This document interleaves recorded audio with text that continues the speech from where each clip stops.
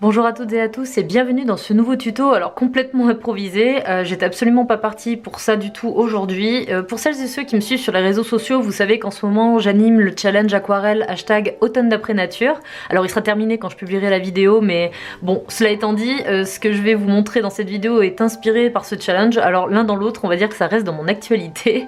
J'hésitais à vous publier une grosse vidéo avec les 3 réalisations que j'ai envie de vous montrer d'un coup, mais ça m'a semblé un petit peu lourd, d'autant que pour chaque aquarelle il y a des précisions à apporter, des variantes, alors donc finalement je les posterai séparément, comme ça vous aurez le temps de les apprécier et de les réaliser. Ce sont des tutos plutôt destinés aux débutants qui souhaitent apprendre et expérimenter les techniques de base à travers des sujets abordables, mais ça peut également, si vous avez un niveau plus avancé, tout simplement vous donner envie et vous mettre à peindre en fait. C'est un peu ce qui s'est passé pour moi, c'est aussi pour ça que je fais cette vidéo. Même si j'ai un niveau plus avancé, c'est vrai que ce genre de petits exercices, quand on sait pas trop par quoi commencer quand on veut peindre, et ben c'est toujours agréable à faire. Alors rien de trop compliqué, comme je vous le disais, dans ce premier tuto on va réaliser un motif de feuille en travaillant les fusions dans l'humide. Voilà, c'est assez relaxant, vous verrez. J'ai fait ça sur un petit format carré, mais vous pouvez aussi faire ça sur un plus grand format, ou alors également réaliser d'autres choses comme là ici. Je me suis fait en fait dans la foulée un marque-page, voilà, je le trouve assez joli finalement, avec un motif assez simple, on peut faire des choses quand même vachement jolies je trouve. J'en ai profité également pour utiliser à nouveau le papier Anmul 100% coton. Alors je dis à nouveau parce que je l'ai pas mal utilisé, je l'ai montré sur Instagram parce que je cherchais un papier 100% coton à prix abordable en fait, à comparer avec le papier Arche, donc voilà, en l'occurrence celui-ci. Je trouve le résultat assez sympa, donc pour son prix, je le trouve assez intéressant. Après vous verrez, il se comporte pas exactement non plus comme un papier haut de gamme, mais franchement il fait le job, donc voilà, je peux vous le conseiller éventuellement si vous cherchez un prix, un papier 100% coton à un prix abordable.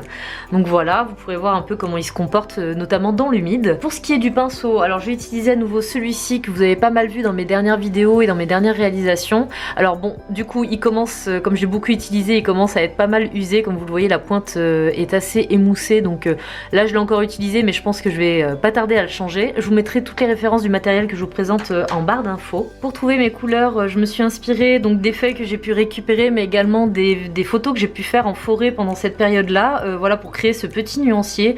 Pour les vidéos suivantes je vous referai pas à chaque fois le détail, hein. Je vous renverrai vers cette vidéo là, ou également je pourrais faire un article sur mon blog avec le détail. Donc voilà, j'ai composé avec ces 5 teintes là. Ici pour ce rouge un petit peu bordeaux, j'ai mélangé un carmin permanent et un marron de périlène, voilà, de ma palette Schmink, ça se rapproche un petit peu de la feuille que vous voyez ici. Ici j'ai utilisé du vert or transparent avec un petit peu de vert oxyde de chrome pour le foncer un petit peu, sinon il est un petit peu trop transparent justement. Ici, alors ça c'est pas ma palette Schmink, c'est cette couleur là de chez Winsor & Newton que j'avais reçue à l'automne dernier. Donc c'est de l'or quinacridone, je trouve cette couleur vraiment superbe pour faire les paysages automnaux, pas que évidemment. Ensuite ici j'ai mélangé du marron sépia et du marron du brun de Mars, pardon, c'est du brun sépia et du brun de Mars pour obtenir ce marron un petit peu foncé. Ça me permet de faire un petit peu du contraste, voilà, les teintes foncées comme ça me permet de créer du contraste avec les couleurs plus claires. Et enfin le brun de spinel que j'aime énormément de ma palette Schmink, que j'utilise assez souvent, et ce peu importe la saison. C'est vrai que ce marron caramel je le trouve vraiment très beau et très utile dans mes peintures. Donc voilà, désolée pour l'introduction un petit peu longue, c'est un peu une vidéo à tiroir, hein, parce que voilà, je teste du matériel, je travaille en même temps sur mon challenge, et puis je vous montre un peu des techniques de base, mais bon, ça fait partie aussi du plaisir que j'ai à vous faire ce genre de vidéo. Donc je vous laisse préparer votre matériel et à me rejoindre pour la suite, pour réaliser ce petit tuto. Alors c'est pas obligatoire, mais moi je préfère fixer ma feuille sur un support, donc j'utilise le scotch Tesa, je vous le conseille d'ailleurs, c'est celui qui me pose le moins de problèmes au retrait. Je commence plutôt par les couleurs claires lorsque je peins, et j'ajoute par la suite les couleurs plus foncées ou plus pigmentées.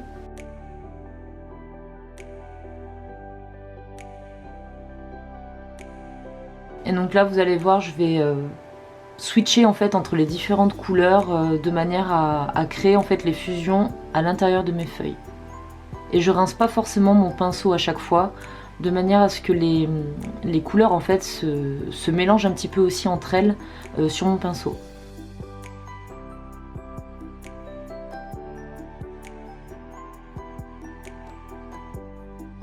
N'hésitez pas à intensifier vos pigments, hein, parce que comme vous allez le voir d'ailleurs, là ça va être assez parlant, la couleur humide et la couleur sèche, il y a quand même une sacrée différence.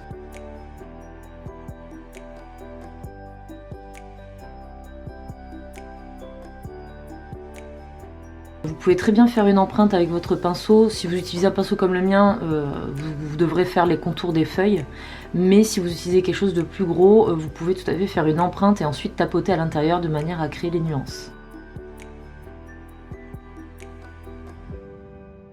Donc vous voyez, le papier se comporte quand même assez bien, hein. Alors il a tendance à un petit peu absorber un peu vite la couleur, à absorber un petit peu vite l'eau, mais voilà, comme vous le voyez, on peut quand même prendre un peu le temps de travailler dans l'humide, revenir sur ce qu'on a fait, travailler avec différents niveaux d'humidité aussi de la feuille.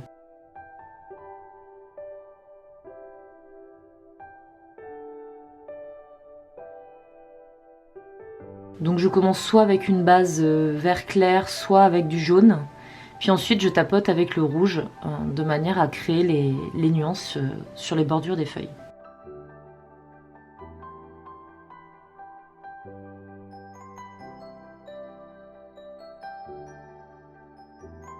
Donc ça voilà, n'hésitez pas à faire se communiquer les différentes branches de feuillage, ça sera assez joli à faire. Vous pouvez même le faire beaucoup plus souvent que ce que je le fais moi.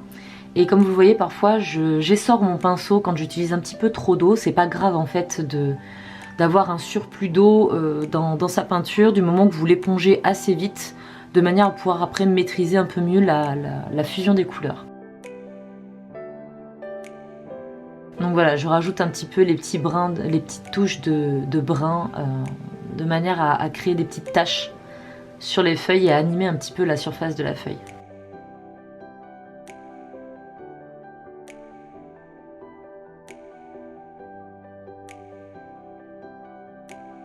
Alors parfois je ne peins pas la feuille en entier et je reviens ensuite avec la couleur pour remplir la zone que j'ai laissée vide, ou alors je la passe entièrement avec un premier jus et ensuite je tapote à l'intérieur.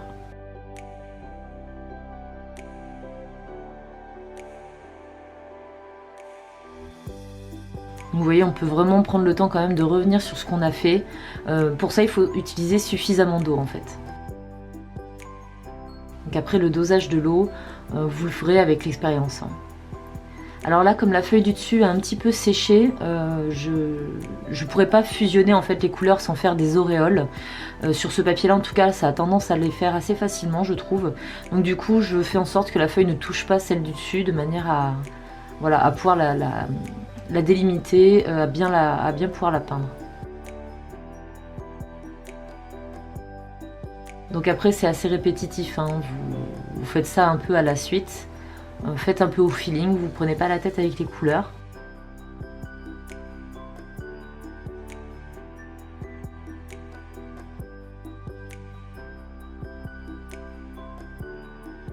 Au niveau de la façon dont je dispose mes branchages, alors vous pouvez éventuellement dessiner au préalable quelques lignes, les lignes en fait des tiges, de manière à avoir un aperçu de votre composition pour pouvoir peindre, parce que comme vous le voyez, je peins quand même assez vite, parce que comme ça sèche quand même un peu plus vite que sur du coton de haut de gamme, ben, j'essaie de peindre vite, et du coup ça peut vous gêner pour trouver la composition en fait. Donc n'hésitez pas à dessiner un petit peu au préalable s'il y a besoin.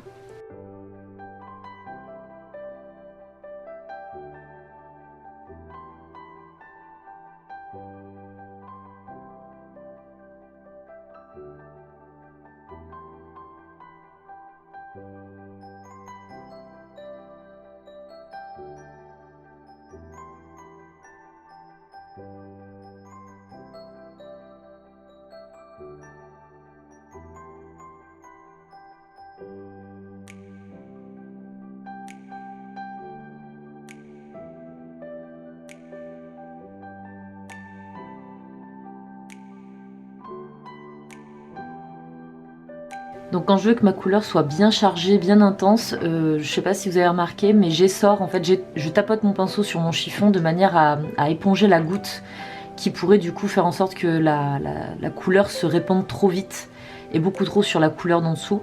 Donc voilà, n'hésitez pas il faut que vous ayez toujours un chiffon à proximité ou un petit mouchoir ou quelque chose comme ça pour pouvoir éponger votre pinceau au fur et à mesure. Pour les petites taches marron, n'hésitez pas à attendre un petit peu, de manière à ce qu'elles se diffusent pas trop. Après c'est à l'appréciation de chacun évidemment, moi je voulais qu'elles se diffusent pas trop, que ce soit vraiment plus démarqué que le reste. Mais du coup voilà, il faut attendre un petit peu que l'eau soit absorbée par la feuille pour que ça fonctionne. Alors là comme vous voyez la feuille avait un petit peu séché, mais voilà pour créer la jonction entre les deux feuilles, je rajoute en fait du rouge et ça masque en fait la délimitation qu'il y a pu avoir avant.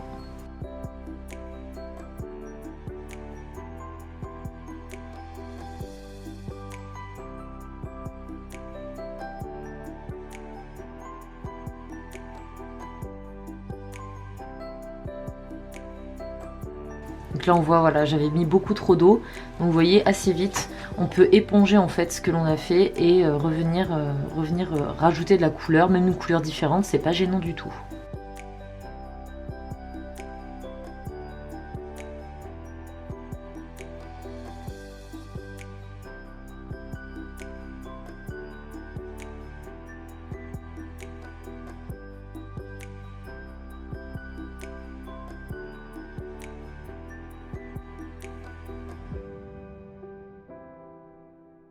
Donc plus on arrive vers la fin de la composition et plus il faut essayer d'équilibrer, de combler en fait les espaces vides.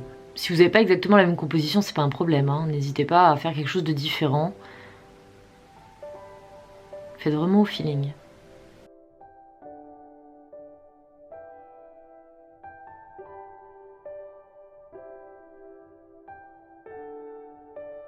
Je réchauffe un peu le scotch de manière à ce qu'il accroche moins à la feuille. Moi je vous conseille de le faire pour éviter les mauvaises surprises.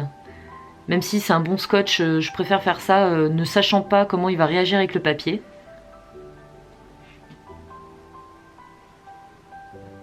Et vous voyez qu'il n'y a aucun souci, ça n'arrache pas la feuille et les contours sont bien délimités.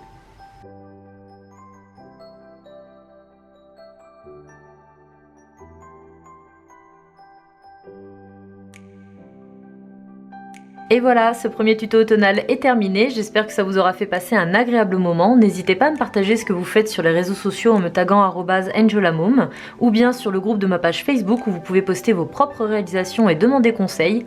Posez-moi vos questions si vous en avez en commentaire et comme je vous le disais, cette vidéo fait partie d'une mini-série, alors abonnez-vous à ma chaîne pour ne rien manquer et je vous dis à très bientôt dans une prochaine vidéo.